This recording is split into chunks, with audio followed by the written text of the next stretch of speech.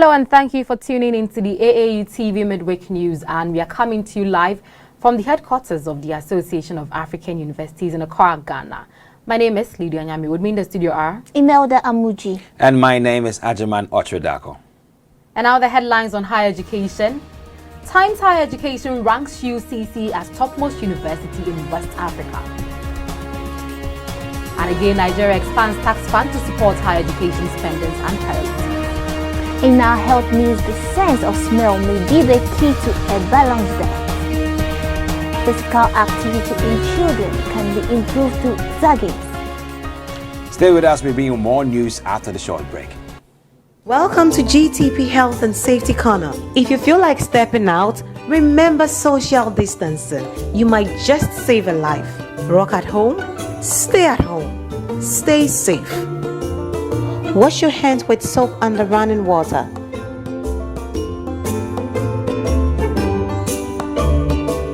Spaced out but still in touch. Check in on your loved ones and stay safe. GTP, timeless. Welcome back from the break and the news in detail. The University of Cape Coast has for the first time been ranked as the best university in Ghana, #1 in West Africa, and also 4th highest university in Africa, according to the Times Higher Education 2022 World Universities Ranking. The University of Cape Coast was ranked as the highest ranked new entrant out of the 138 universities that made their debut on the Global Universities Ranking League table this year by the Times Higher Education Rankings. The institution was again ranked #1 globally in terms of field-weighted citation impact of the Times Higher Education scholarly research output. The formidable reputation of the institution's scholarly research output each year is indicative of the solid track record of UCC during the past 6 decades and definitely contributed to this achievement. By this feature, UCC has demonstrated that its pedigree in higher education and the impact of its scholarly research are unparalleled in Ghana and Africa. The annual Times Higher Education World University Rankings is the most prestigious global rankings over the years that aims to provide a definitive list of the best universities evaluated across 5 key areas of teaching, research, citations, international outlook, and industry income. It is the only global university rankings league table to judge research-intensive universities across each one of the core missions: teaching, research, international outlook, citation, and industry income. The Times Higher Education used 13 carefully calibrated performance indicators to provide the most comprehensive and balanced comparisons, and all data were independently audited by the professional services firm PricewaterhouseCoopers, making the Times Higher Education World University Rankings the only global university rankings which was subjected to full independent scrutiny of this nature. Well, there we have it. Sure, amazing. UCC ranked not only as the best university in Ghana, but also the best in West Africa, and most of it all the 4th in Africa. Sure. Congratulations to UCC. A whole lot. A big one to UCC. Yeah, certainly. But you know, the question about how UCC emerged the best university in West Africa and also 4th in Africa remains unanswered to a lot of people, but that's why we are here, certainly, to educate people and also give an extensive breakdown on how UCC emerged this position. But first, the Times Higher Education used 5 performance indicators. That's teaching, research, citations, international outlook, and industry income. Teaching forms 30%, research 30%, citations 30%, international outlook 7.5%, and then finally, industry income 2.5%. But let's throw more light on these performance indicators. Agyemang, let's start with you with teaching. Yeah, so thanks very much. I want to say a big congrats to UCC for this great work done over the years, and THE for also recognizing the hard work of UCC over these years. Teaching, basically, according to the THE metric, it's all about how the university's reputation survey stands. How well you do research and how well you're able to transfer these researches to these students who understand what you're talking about. So it's more like an equation. The quality teaching is equal to the quality research and how you transfer the knowledge. And UCC's case, they broke down this metric of teaching into other 5 performance indicators, where number 1 was the reputation survey. So they did a survey on the university's reputation, and they realized that the UCC indeed has got a good reputation in Ghana and also in Africa. The staff to students ratio of doctorate students to undergraduate students, the number of doctorate awards that they awarded in the institution, and also the institution's income. And all these together were assessed. And how come UCC, in terms of teaching, won it all 30% according to THE ranking? Yeah. Well, thank you for that, Imelda.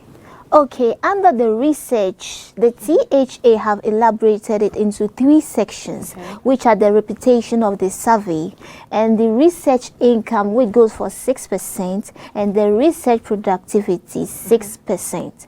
And for the last 4 years, the UCC have increased in their percentages and their numbers in their publications. In 2020, they had a total publication of 1,034 copies of researches, and in the same year, citation was 17,125, which will make them score under the reputation survey a very high score, and also the research income. Just with that, we can say research in UCC is the best in West Africa, and for the fact that they have a record of each step they've been taking in terms of research, they've gotten it. Okay. Yeah. Well, thank you for that, Imelda. Agyemang, let's do citation. Yeah, so stemming from what Imelda mentioned, that, you know, the relevance of your research influences the citation aspect. I mean, we can't take it from both sides. It has to be transitional.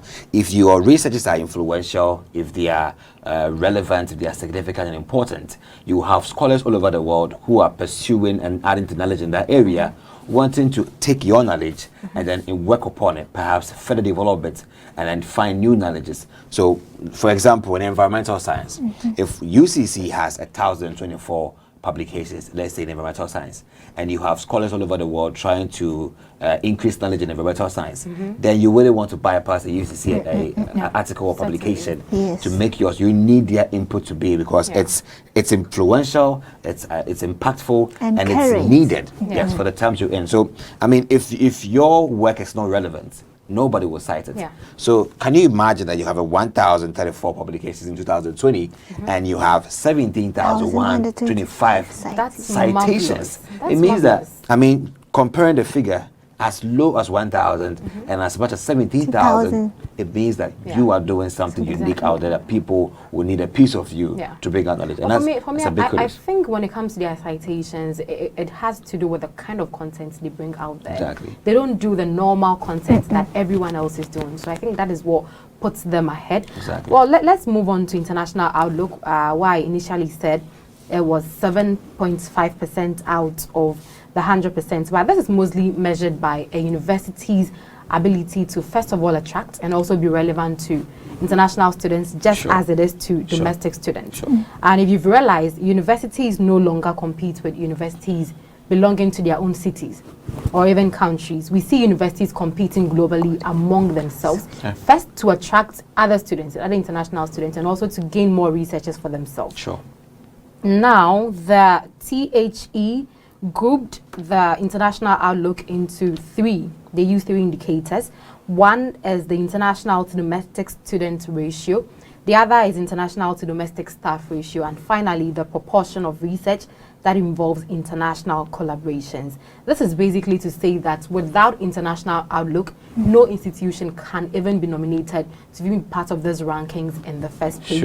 Let's do the last one, that's industry income, Agyemang. Yeah, so basically the industrial income that we find here is your ability to turn your research into real world applications and then generate income out of it. So you have so many researchers that solve a problem. They are innovative, they are tailored to situations in the country or to a locality, but they are not commercialized to now generate income. But in the case of UCC, or according to THE ranking, the university in this position should be able to turn their research finance into real world solutions and generate income from it. And if that was the case, then using this metric against UCC's record, UCC's research, out of many, were mostly commercialized to generate income for themselves as a university, and that is applaudable. And apart from the income, they're actually transferring knowledge. Getting hold of something and keeping it will not make any impact in the society. So sharing it with others is when you are able to transform where you are, say, and impact the other world. Exactly. Yeah, exactly. Now, kudos to UCC once again, and we hope to see a lot of African universities make it to the top. In our second higher education story, the leaders of Nigeria's Tertiary Education Trust Fund, TET Fund, have unveiled spending priorities for a government agency that spent $730 million during the 2020-2021 academic year.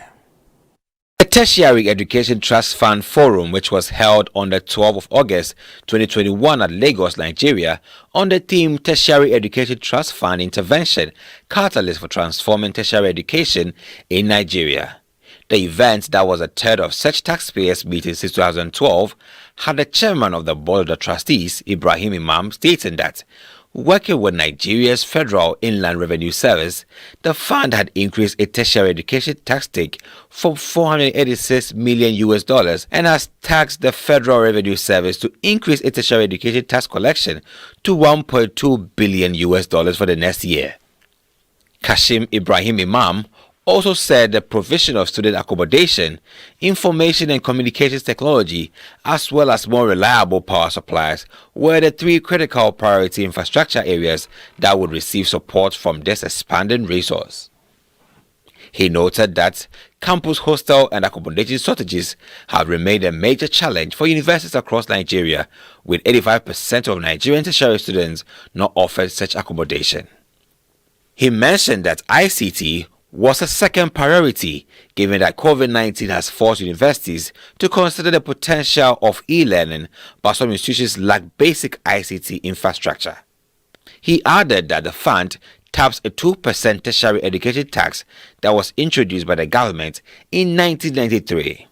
Its proceeds have been funneled into the Tertiary Education Trust Fund since 2012. That's an amazing one right there with a TET Fund forum that was held recently. And this fund basically at the forum was focusing on how to enhance accommodation of university students and also ICT infrastructure in these institutions. What do you think about this time's focus or priority for the TET Fund in Nigeria? Well, I would want to first of all say kudos to Nigeria for having a trust fund that is focus on just tertiary institutions, because when you come to Ghana, for instance, we have GET Fund, that's a Ghana Education Trust Fund. That is for all students at all levels. So no one is prioritized. But here, tertiary students are being prioritized. So I think with TET Fund, there is hope for Nigeria higher education. Why do I say this? Because in every situation you find yourself in, there are problems. But the first step to solving the problem is identifying what the problem is. And that is exactly what TET Fund has done. They've identified accommodation, ICT, and then power supply as major problems faced by Nigerian tertiary institutions. So I say kudos to them. But, you know, when it comes to accommodation, Ibrahim Imam, who is the chairman of TET Fund, mentioned that about 85% of Nigerian students or Nigerian universities do not have accommodation, which is very sad. How do you run universities with just 15% of them in school? How are they going to study? So I think TET Fund stating this as a priority, when being solved, tertiary education in Nigeria would really go a long way. Absolutely. Yeah. And the chairman, I really like the way the chairman is able to outline the needs of these institutions. And also he have the ambition to provide about 160,000 additional bed space across 100 universities on campuses in Nigeria. And I really like the fact that it's part of his vision, and he's acting accordingly and working towards these goals. You know, one of the biggest appeals I want to make right now to the Honorable Kashim Imam Ibrahim is the fact that, I mean, he's calling for more contributors. I mean, especially the local organizations who have not been so forthcoming into the top 20 contributors. They've not been in there. But I'm thinking that why don't this the TET Fund committee expand the TET Fund to cover private universities? I mean, so. And they all in Nigeria. But I think it's one step at a time. Well, they have a lot of money though. They do. They certainly do. Well, now we'll take a quick break, and after the break, we'll bring you more on health. Welcome to GTP Health and Safety Corner. If you feel like stepping out, remember social distancing. You might just save a life. Rock at home, stay at home, stay safe. Wash your hands with soap under running water.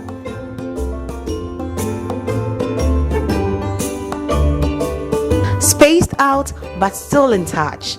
Check in on your loved ones and stay safe. GTP, timeless. In our health news, we are less likely to perceive smells of food that relate to a recent meal, helping us make choices about what to eat next. When we smell food, we are more likely to eat, but new findings suggest eating food also impacts our sense of smell, which could bias what we eat next. Imaging shows that brain's response to odor similar to a recent meal is less food-like than its response to a different food odor. Interplay between smell and food intake may have evolutionary benefit in helping humans diversify diets. Scientists at the Northwestern University found that people became less sensitive to food odors based on the meal they had eaten just before. So if you were snacking on baked goods from a co-worker before your walk, for example, you may be less likely to stop into that sweet-smelling bakery. Impressive outline. Okay, for the benefit of our viewers, let's try to explain how what we smell regulate what we eat and vice versa. Well, I want to just explain that this is one perhaps a nerve process called the olfactory pathway, which basically when you smell food, the food smell enters your nose through the mucous membrane, and then it's captured by the olfactory epithelium, and then it also connects with the brain. That's where your brain is able to register a smell of a food. So how then do you know that this plantain, that is yam, that is rice? Because this process in your mind helps you to register the smell of food and be able to identify that, okay, this is a food that I smelled, and therefore I would want to take it or not. But the study is quite strange, in the sense that with what you smell, and as your brain registers it, your brain actually perhaps is less likely to inform you to choose that kind of food immediately you are done smelling the food the next time you want to go buy food or something. So in this case, well, in my situation, after smelling food, I think this food that I smell informs me and also builds my appetite to go get the same diet. But on the other hand, the study says that after I smell the food, I am less likely to go in for the same food because my mind tells me that I already have that same food, so I should look for something else. And by so doing, I'm able to balance my diet or diversify my diet. But I think it's a wonderful one, though. I wish to be in the shoes of the researcher right now. Okay. Well, I mean, I think Agyemang has basically said it all. The study is basically saying that what you smell influences what you eat. Yeah. Except that we all thought that when you smell something, when you eat something at the moment, or when you smell something, you are more likely to probably get that exact thing. But the study is saying something that's vice versa. And I also think it makes a lot of sense, though it has not been scientifically proven. But I think the purpose of the study is about how you diversify your diet or balance your diet. And that kind of decision to do that is basically the olfactory pathway informing your body that this food you just smelled is already registered in your mind. Therefore, go for something else. There to help you diversify your diet at any moment in time. Or however, you can deliberately also diversify your diet. But this is more of like a natural nerve process that can inform you to don't take this diet because you just smelled it. Find something else. And in the same sense, eventually your food, your diet must be diversified, and that is something you have to inculcate in your daily life. Meanwhile, physical activity among young people can be improved by well-designed and delivered online interventions such as exit games and smartphone apps, new research shows. According to a review study carried out at the University of Birmingham, children and young people reacted positively in PE lessons to the use of exit games, which deliver physical activity lessons via games or personalized activities. Changes included increases in physical activity levels, but also improved emotions, attitude, and motivations toward physical activity.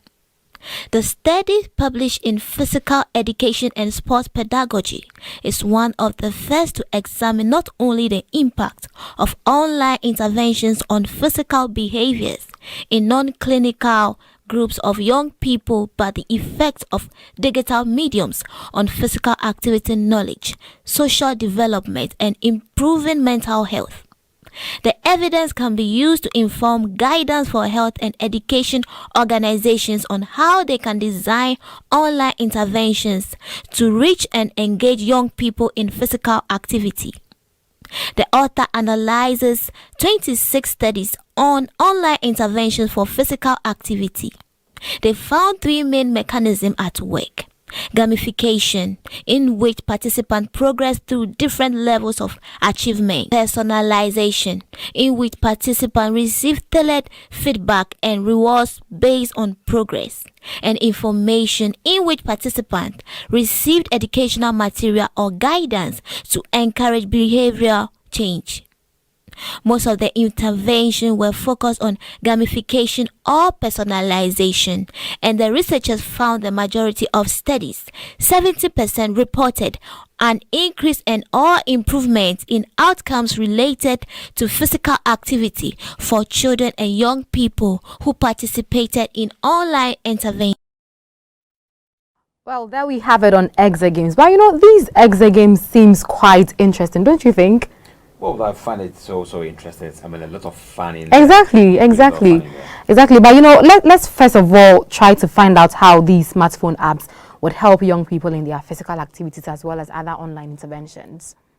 Actually, these games does not really looks like physical activity, because there's a lot of pleasure in it. And when watching children perform all these activities, to them they are having fun. Yes. So having fun with exercise, and that's what actually makes it a different compared to the traditional way of exercise.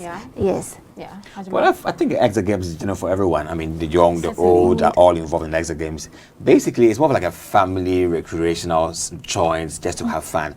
But the unique thing about Agyemang is that you have this digitized ways of monitoring your efforts. So your speed, your agility, your aggression, stamina, all of these are measured by this dashboard. So you can know, okay, how fast were you, how smart were you, and all these. I think. Or rather the traditional way of doing exercise, we can just go play football, but you wouldn't have any metric measuring all of these things you did. But with Agyemang, you're able to play or have fun, exercise, and also see how much energy you exerted, the calorie you burned, and all of these things that are very important. So I think I implore up-and-coming innovative guys, tech guys, to try and then develop applications that will help people to have fun and check all these things in a whole new way and turn the way we do exercise. Well, there's one more thing I would want to find out. Are there any Agyemang centers in Ghana here? Well, I think there are a whole lot. You have to go to visit the malls and the top places to go there. But I think we should just try and then decentralize these joints and have Agyemang all over the place. It will be expensive though. Well, Agyemang, you're certainly taking me to the mall today or tomorrow because I need to try these Agyemang. And that is all for the news. And in wrapping up, let's take a quick recap of our headlines. On higher education, Times Higher Education ranks UCC as topmost university in West Africa. And also Nigeria expands tax fund to support higher education spendings and priorities.